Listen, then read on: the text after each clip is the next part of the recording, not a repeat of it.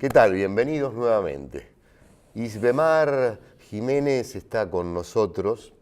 Ustedes ya han estado prestando mucha atención a la charla anterior. Es la titular de Radio Nacional de Venezuela, de la República Bolivariana. Y nos quedaba pendiente esta cuestión de cómo salir a la batalla en un momento de muy fuerte opresión, de mucha información secuestrada, de mucha mentira. Te lo decía el otro día, que se vende como verdad, ¿no? Ahora, ¿cómo se articula esto de dar, poner en marcha no solo un formato para que llegue, para que lo disfrute, sino también para que pensemos? ¿Y cómo se traslada a cada lugar de nuestra vida, ¿no? Nuestra fábrica, nuestra oficina, nuestro barrio, nuestro club? Complejo. ¿Cuál es la receta? A ver. Muy complejo, porque estás hablando de una radio que está en todo el territorio. Entonces tenemos los Andes, frío, La llanura, que son como las pampas. Tenemos la parte oriental, el mar, tenemos la zona central. Y tenemos entonces que poner toda nuestra creatividad al servicio de los usuarios, de las usuarias. Tenemos una misión muy importante que nos dará nuestro comandante, y lo conversábamos ahorita, de acercar la radio al pueblo. Fundamentalmente, ese es el objetivo principal. ¿Cómo lo hacemos? Bueno, tenemos móviles, radios que van a la calle, programas que se transmiten directamente con las comunidades en las diferentes regiones. Y eso ha sido un pilar fundamental para generar un proceso de participación. Nuestra democracia es participativa y protagónica, y eso debe estar plasmado en el ejercicio comunicacional cotidiano. Nosotros arrancamos con una programación que está vinculada. Tenemos espacios que nos llaman al ordeño, que se llama, por ejemplo, La Faena, y ahí transmitimos al campesino desde la mañana cómo ordeñar su vaca, cómo sembrar, el canto de ordeño. Ahí identificamos a un sector.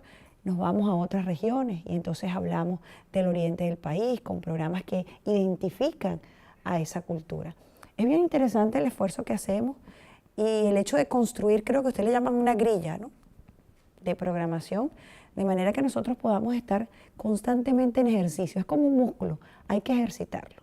Y se lo debemos a Chávez, este ejercicio y este entrenamiento. Chávez es un gran comunicador popular. Chávez es nuestro maestro, el comunicador por excelencia, el docente. Rompió con ese esquema de las voces engoladas. Antes, para ejercer comunicación, radio, usted tenía que tener un título de locución. No habían comunicadores populares. Hoy por hoy nosotros tenemos un grupo nutrido y además acabamos en nuestra Asamblea Revolucionaria, que terminó en diciembre, de aprobar una ley de medios comunitarios para protegerlos en su ejercicio, para garantizar la transmisión y para empoderar al pueblo y de manera alternativa en la batalla de las ideas poder fortalecer ese músculo comunicacional. Esa visión se la debemos a Chávez y el compromiso. Todavía tenemos deudas muy grandes con el comandante Chávez desde el punto de vista de la comunicación. ¿Como por ejemplo? Esa posibilidad de darle participación al pueblo en nuestros medios de comunicación, articular esa participación. Tenemos la deuda de expandir el mensaje, de llegar con el mensaje. Tenemos la deuda de crear nuestra propia estética. Nuestra estética se parece mucho aún a la estética burguesa. Ojo, podemos competir, podemos hacer quizás algunas trampitas para captar, pero también tenemos el compromiso de crear nuestro propio modelo comunicacional, nuestra propia estética, construir un discurso revolucionario que nos permita a nosotros, como lo hablábamos, discutir qué planos utilizar, qué efectos sonoros utilizar, cómo vamos a engranar con la música. Eso es un debate que nosotros, ¿cómo vamos a construir el hecho comunicacional? ¿Vamos a continuar manejando los paradigmas europeos, franceses y gringos en nuestras escuelas? Nuestros estudiantes en la Universidad Bolivariana manejan el paradigma europeo gringo de cómo construir la noticia. Ahí tenemos nosotros una deuda gigantesca desde el punto de vista académico de cómo construir también ese mensaje. Deseo preguntarte, yo tengo la inquietud de saber si te parece que la manera de la comunicación hegemónica, no tal vez tanto en sus formas, sino en su manera de hacer el ocultamiento, ha entrado en crisis. digamos, esto quizás esté mucho más vinculado, y era para un largo programa, sobre esta cuestión de la resistencia cultural, ¿no? Sobre todo en los últimos 10 años, cuando vuelve el tema fuerte de la batalla de las ideas. Pareciera que están en cierta crisis, porque cuando aparece un oponente, empieza a haber un movimiento que los pone medio en jaque, ¿no? Entonces, primero apelan a la forma, la manejan, la corrigen, la maquillan, vuelve otra vez, pero este tema del robo, este tema del secuestro de la información pareciera estar en crisis. ¿Qué reflexión te merece? Es lógico el planteamiento que hace porque el mismo capitalismo está en crisis y este modelo comunicacional obedece a los parámetros capitalistas del consumismo, de la propaganda, de la sustentación de un modelo incluso político hegemónico mundial. Si ese modelo político hegemónico mundial está en crisis, es obvio que su modelo comunicacional también lo esté y recurren a miles de herramientas para permanecer en ese status quo, en esa figura de poder. Y allí, sobre esas grietas, nosotros tenemos que tener la habilidad para hacer nichos comunicacionales y presentar la alternativa. Chávez siempre nos decía, es necesario construir la alternativa porque ese modelo está cayendo y ahí esa es la deuda, rápidamente. Y aquí nosotros tenemos el ensayo de Telesur, tenemos el ensayo de modelos comunicacionales que nos permiten ampliar esa frontera comunicacional y aprovecharnos honestamente de esas grietas del capitalismo para crear alternativas que también incluyan, ojo, la recreación. Es muy importante no desvincular el tema comunicacional de lo emocional, de lo afectivo, de la recreación, del concepto que Chávez manejaba de la suprema felicidad, que es un concepto bolivariano, la construcción de ese bienestar colectivo. En una vieja entrevista con Gabriel García Márquez, hablábamos de la construcción del relato periodístico, ¿no? Y me acuerdo que en un momento dado él dice, era maestro. Como un cuento. Omar, como un cuento. Y a veces es el cuento, ¿no? Es la narración de nuestra vicisitud. Depende cómo pintamos la aldea, ¿no? La radio, ustedes lo saben bien, es un enorme escenario. Y los actores somos nosotros, pero hay uno que pinta la idea. Claro.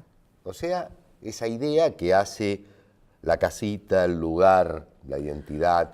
¿Cómo lo estás reflexionando esto? Porque es tan importante esta cuestión a la hora de decir también, bueno, a ver, cómo está Radio Nacional en cada frente de guerra, en cada frente donde escasea la carne, donde hay un problema. ¿De qué manera está la radio ahí contando? Pintando la aldea. ¿Cómo lo estás pensando esto? Fíjate que hablas de Gabriel García Márquez y es, como lo digas, un gran constructor de contenidos comunicacionales a través de realismo mágico, que no es otra cosa sino el lenguaje común que nos une como patria grande, ¿no? La comunicación tiene textura, tiene olor, tiene sabor, tiene ritmo. Nosotros le decimos tiene un guaguancó.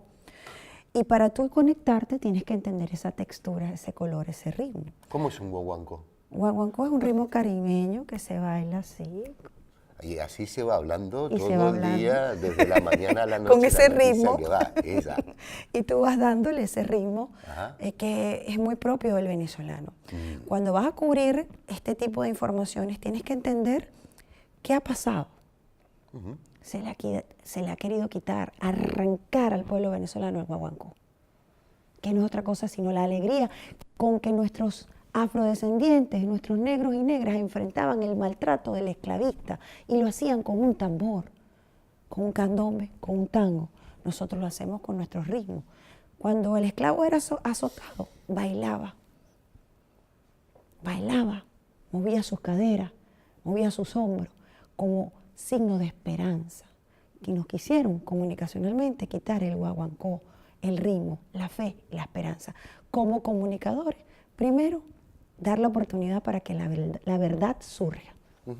Nos guste o no nos guste. La autocrítica surja, nos guste o no nos guste. ¿Radio Nacional es un Estado Mayor en medio de esta contingencia del pueblo venezolano hoy? Forma parte del Estado Mayor Comunicacional, como forma parte mi compañero que viene a visitarnos aquí en Argentina, como forma parte el presidente de Venezolana Televisión, como forma parte muchos entes que tienen que ver la Villa del Cine, formamos parte de una textura muy amplia. ¿Qué lugar de ocupa la memoria en un ejercicio de radio donde la realidad a veces supera el replanteo de hacia atrás? La memoria es fundamental. La memoria es fundamental. En el caso de la radio estamos cumpliendo 80 años, 17 en revolución. Ejercitar la memoria es fundamental para poder enfrentar el presente y el futuro. Y consideramos vital para la revolución bolivariana manejar la memoria como una savia.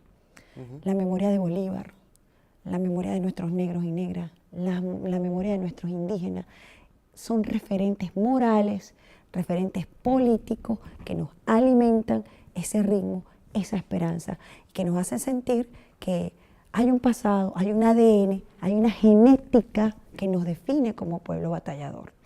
Te quiero agradecer mucho y no te digo hasta otra oportunidad porque sé que siempre nos estamos quedando los compañeros. Claro, de verdad que muchas gracias. Enamorada de este espacio y compartir con ustedes aquí ha sido de verdad muy, muy gratificante. Gracias. Gracias. El columnista y después el cierre.